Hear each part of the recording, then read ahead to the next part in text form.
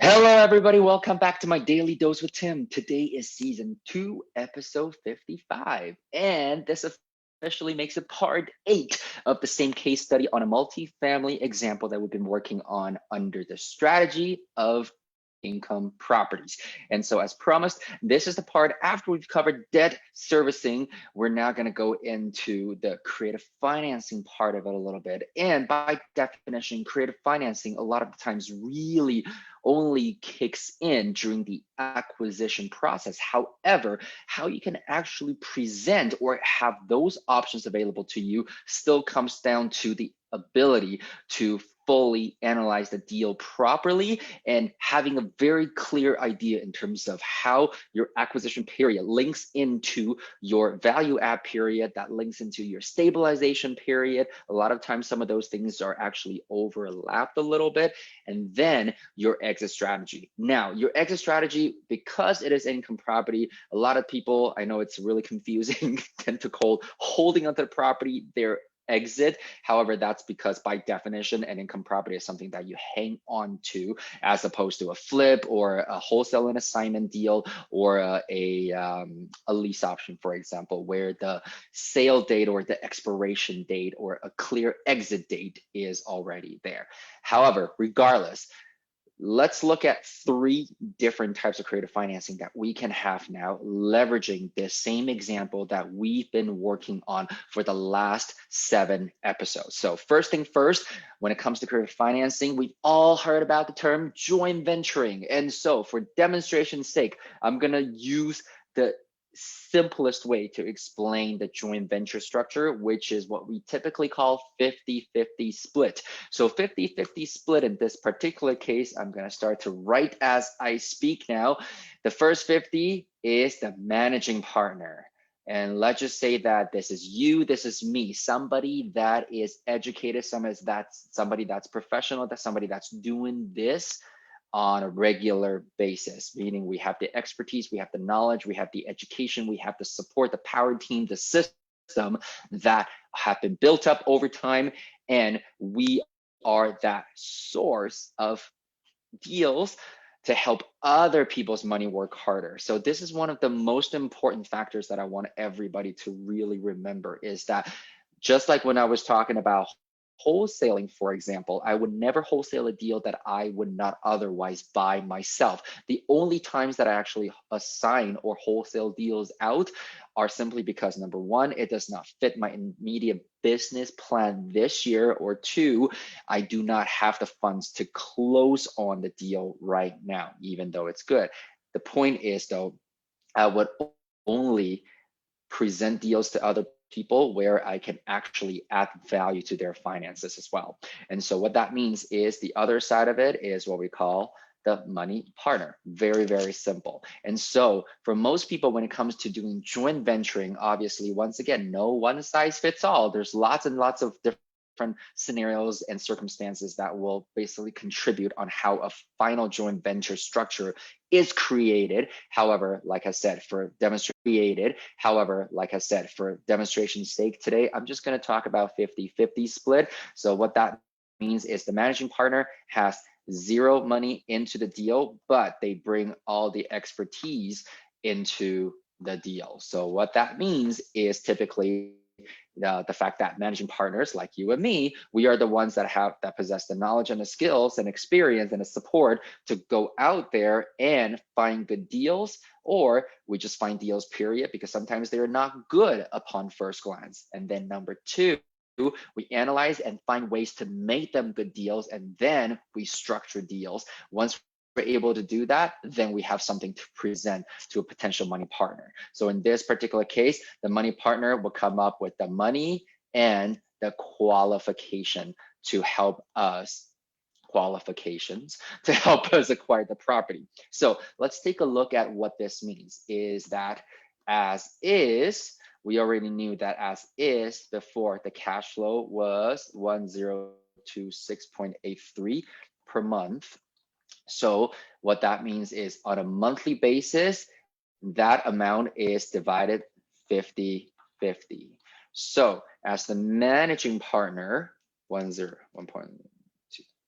1026.83 divided by 2. That means each party would take about approximately 513.41 on a monthly basis. And the money partner now needs to come in with the acquisition cost, which we had determined to be, let me get that number, 41,720 plus the 25% down payment.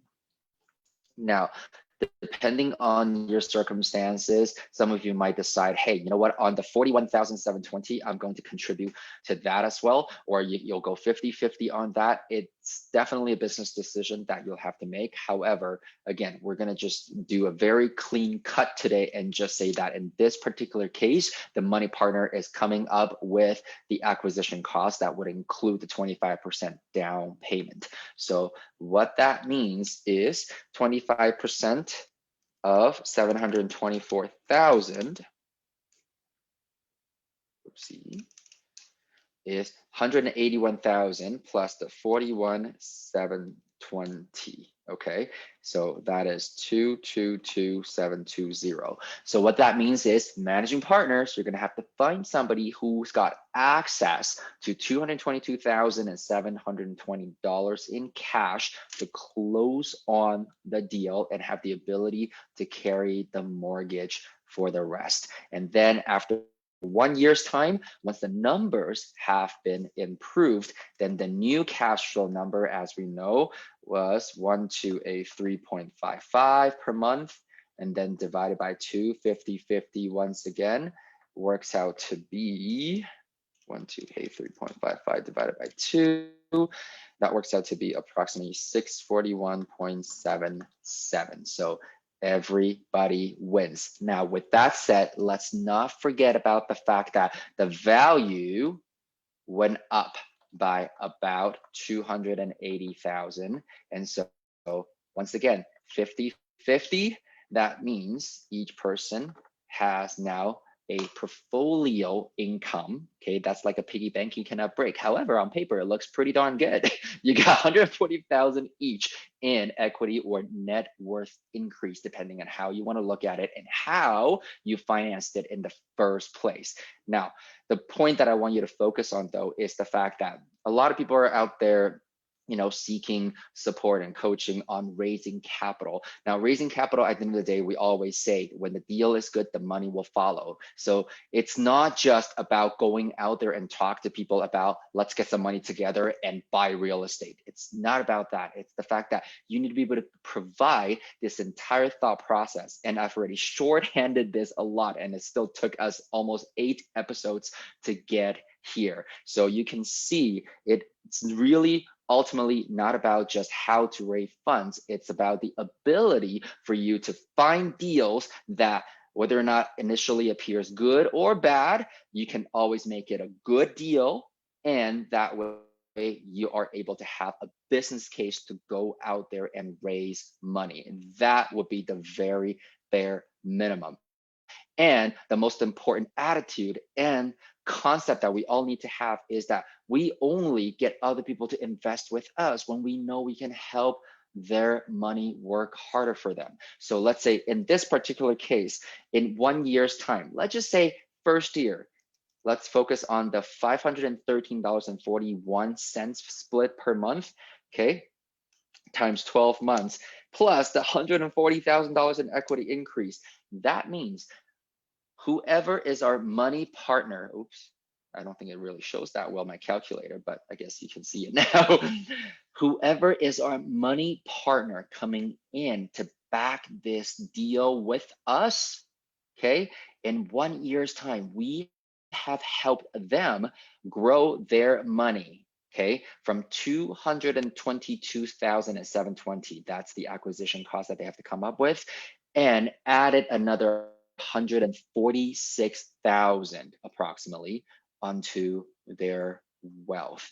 So let's just think about what that means for a little bit. Just really think about what that means for a little bit. And so this is why, again, when we all learned, I remember when I first started learning how the numbers really work, leveraging real estate as the vehicle, it really got rid of a lot of my fears, because remember, I started in this industry when I was in my late 20s and having really not a whole lot to my name at the time when I got started. This was really what helped me attract a lot of the money investors that we still work with today, and this is now a decade later. And so in the next few episodes after the case studies, I also want to go into a few elements. And actually, you know what, even just saying it out loud, I realized this might be a season 3 content now. So but either way, we're going to go over every single component that is needed for every one of you to be able to take the lessons and take the formulas and take the strategies and run with it. So that being said, that's first way of what we call creative financing, which is really a very high level of a 50-50 joint venture split. And the most important concept you need to remember is if the deal is good, the money will follow. So what about number 2? So usually when you go into a second scenario, number 2 scenario, that sounds funny. And I've already set a parameter where it says maybe you're still working on your JOB because you're looking for a transition period as you embark on this journey to start to acquire real estate. Maybe you've got a decent job and you don't have a lot of debt in your name, which means, you know, for a property that's only 724,000, maybe based on your combined ability to qualify for lending, you are able to qualify for it, but you personally do not have $222,000 in your bank account or in your back pocket or however you want to call it. Even if you liquidated everything you got, maybe that's a savings account, maybe that is your small stock portfolio, maybe that's your RSP, maybe that's your TFSA. By the way, probably wouldn't liquidate your RSPs or TFSAs because there's going to be tax implications as well. That's one of the things that we'll likely address in season 3 too. There's so many more things that I still need to get into and want to get into with everybody. And as of now, it seems like there might be about 4 or 5 seasons before we really can put everything together. However, season 2 so far has already far exceeded all the content in season 1 as well. So hopefully, again, everybody's understanding how really picking up on every single episode and really make sure that you're following them and take the time to digest the content. You can see why I also said that the 60 episodes are designed to help you achieve financial independence or even financial freedom. Okay, so that's what I'm gonna leave that on, but let's come back here. You have the qualification, but you just need access to $222,720. Where's my pen? So this is the number that we are looking for. So why don't we say we're going to borrow that money at, say, 15%. How's that? Let's say we borrow that money at 15%. I know some of you guys are going, ooh, that's cheap money. Some of you are going, holy bejeebus, I would never borrow anything at 15%. But remember, it's never about how much it's going to cost you. The question you always need to be asking yourself as an investor is, how much is it going to make me? So here is how we're going to approach this. So if we're borrowing the entire acquisition cost, which means at refi, we're going to have to pay that amount back. At refi, we're going to have to pay that amount back. So remember now, at refi, do I have that number here? If not, that's totally fine because we can just recreate that here. So at refi, if you remember, the value is 102,161.08, okay? And so at 75% loan to value, let's run that math one more time.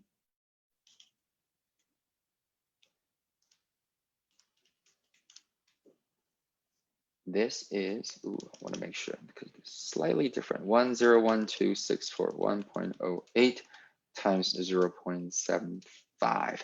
So what that means is we have a refi amount back into our pocket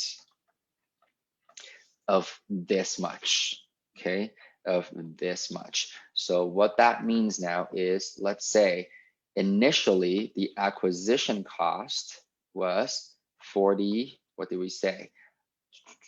41,720. Okay, that number is also here. And then the initial down payment is there, okay? Because the initial down payment needed to be from your initial investor, which I believe 724 times 0.25 is 181,000. So by definition, if we're borrowing that money, okay, at 15%, so 222,720 times 0.15 per year, that means there's a cost of borrowing. So I'm just gonna do COB, stands for cost of borrowing, okay? That's 33,408. And let's just say that within the year, we actually didn't pay down much. So really, this is why a lot of the times I actually don't write out down payment, but since we wrote it out already, let's take the long route. 724,000 minus 181. That means that would have been our principal mortgage amount owed, okay? So mortgage amount owed, let's just say that no principal's knocked down at the moment, because if you add those up, that's your purchase price right there, okay? So this is usually the math that we would be doing. So now let's do the final number. That means money left in. So I want you to see this as the refi amount is money back into your pocket, and this is money that have to come out of your pocket to stay in the deal, okay? So if we take the difference, just give me a few seconds here. 41720. So all these, if you want to do a little subsection here, is 799128. And then we managed to take out 759. So let's do that math. That means the amount of money left in now in this deal is 39,647.25. Okay, that's how simple this could actually be, because the amount of money that you borrowed, the reason why is that 15%, it could be higher, it could be lower, I don't know. I'm just using 15% as our demonstration point here, and the rate that to show you the principle. What that really means now is that a year later, because that's the example, that's the timeline that we've been using for this example. A year from now, assuming you don't do anything else in terms of actually cosmetic improvements or capital improvements, we're just simply raising the revenue and minusing or decreasing a little bit of expenses. Our value went up, hence it allows us to refi, and paying first mortgage out and your money investors out. That means you've got about $39,000 left in a deal. And some of you might be going, oh my God, what if I don't even have that money? Remember, we talked about getting access to credit cards as well. However, it's not about using credit cards, because we're not saying borrow money at 20%. What we're saying is you can even leverage your balance transfer offers on something like this to tie you over while you pay it down, okay? So there's so many different ways to actually fund this, but the point is, if you have $40,000, then you don't have to worry about any of that, but you just need to borrow the cash needed. And where else can you go for that? Well, find a community that is going to understand how you're trained and how you analyze your numbers.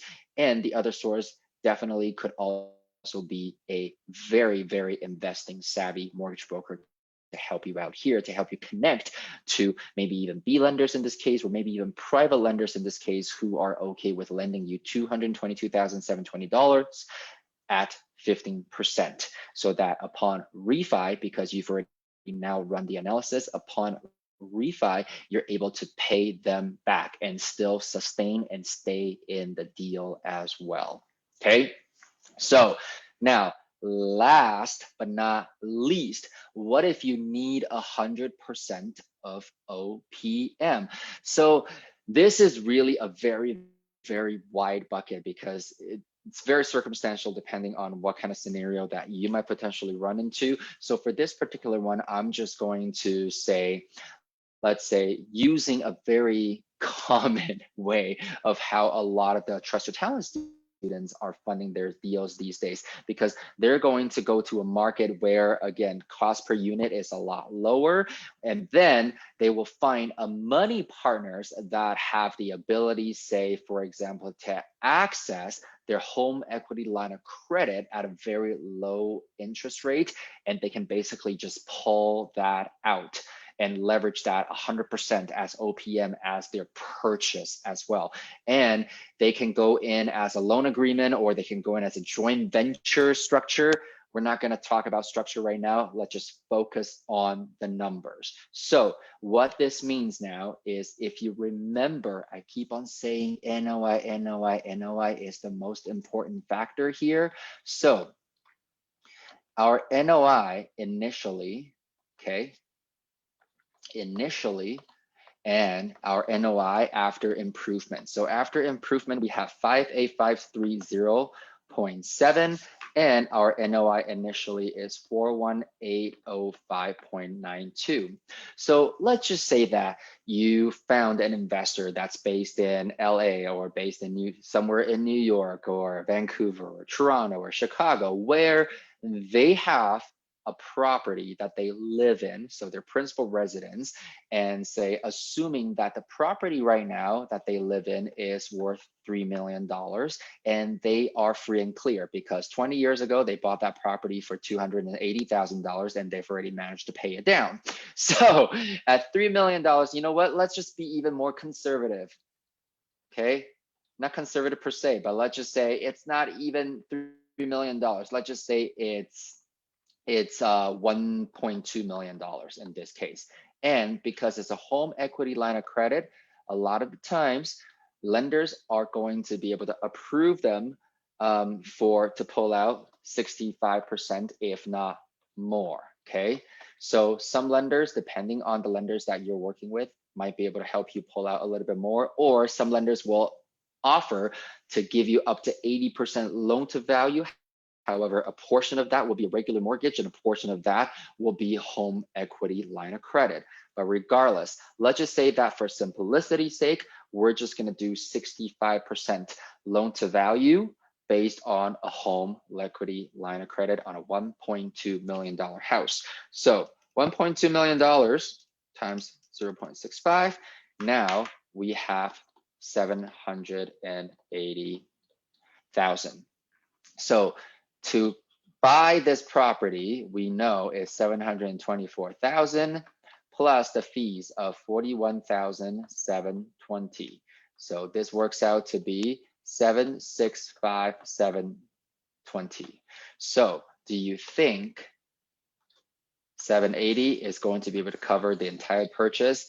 Absolutely. So once we've covered that, we already know the NOI initially is 41805. So what we can do now is we will let our OPM know at this point that, hey, you know what, we're going to cover your HELOC interest. And a lot of the times HELOC is what we call prime.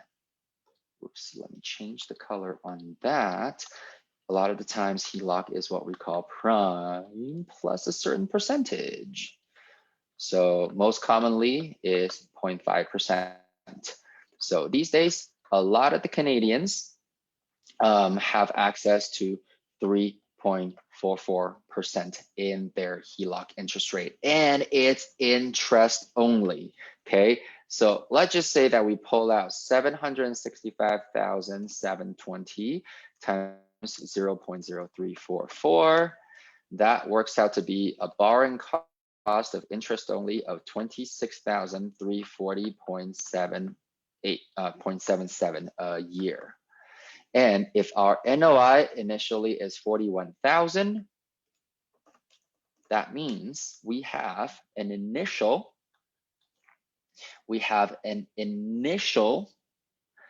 cash flow on an annual basis of 14,000. I'm going to change that color back to green because it's now cash flow. of 14,659.23 all the way to the new one.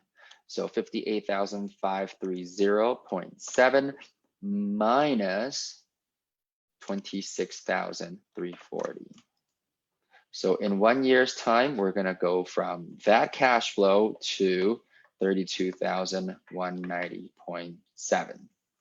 Okay, so this way your investor can either choose to stay on with you, or at this point, because the building is stabilized, you can actually go in and attempt to get a refinance yourself, either using your own qualification. And once again, if you have none, maybe you can bring in somebody else. So this is really where creative financing comes in, is the fact that there's so many different ways to enter into a property and many other ways to exit a property as well.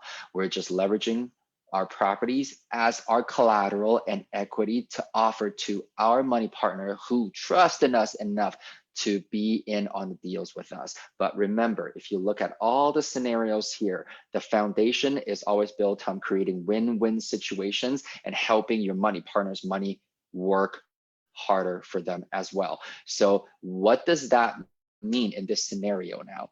If your partner, okay, if your partner's debt servicing is already covered, what that means is you've just helped them turn their, what we call a liability, meaning their principal residence, into an asset.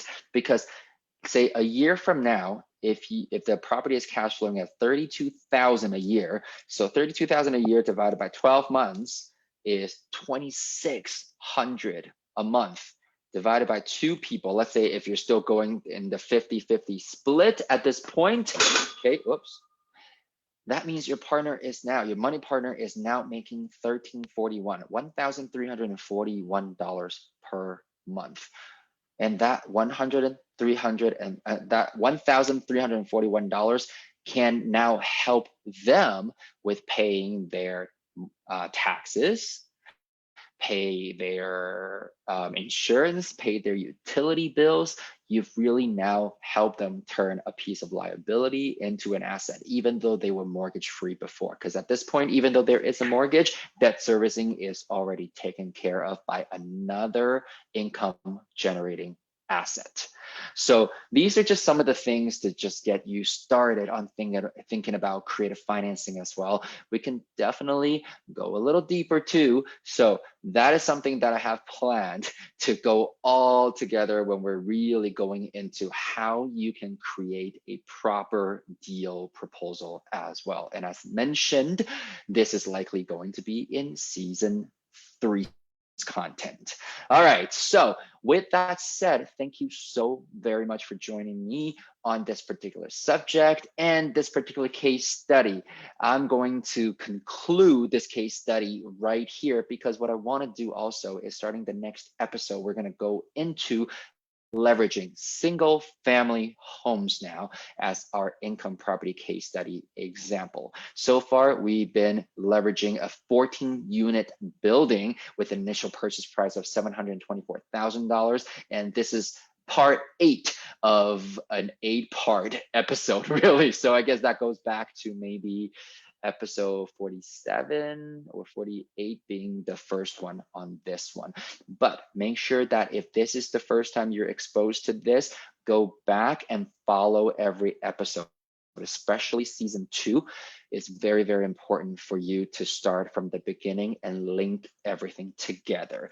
So with that said, thank you so very much again for spending some time with me, and I hope you've enjoyed this case study, and we're going to go into a few more others before we conclude season 2 and before season 3 starts once again. So thank you so very much for your encouraging words, for your loving words, especially throughout this entire season. And very, very blessed, very happy that I've been able to based on your feedback, add some value to some of you. And I know why I'm doing this.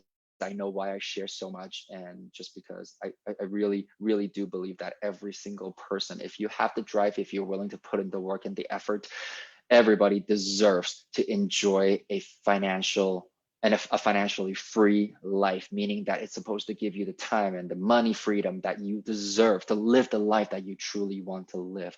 And so if you have not been introduced to me, there are a few podcast episodes that I'm going to be sharing on my Facebook page as well. Now, at the same time, many of you already know that my Daily Dose with Tim is also now hosted under the Trust Your Talent channel on YouTube as well. So if you like to binge watch, I've been told that this a lot of people have been binge watching a lot of the episodes, or if not a half a season, quarter of a season at a time. So regardless what your preference is, all I want to say and continue to say is thank you for allowing me to share what I know with you, what I've done, my experience and my thoughts, and just hopefully it's helping you. Now, with that said, I will see you at the next episode. Live well, everybody.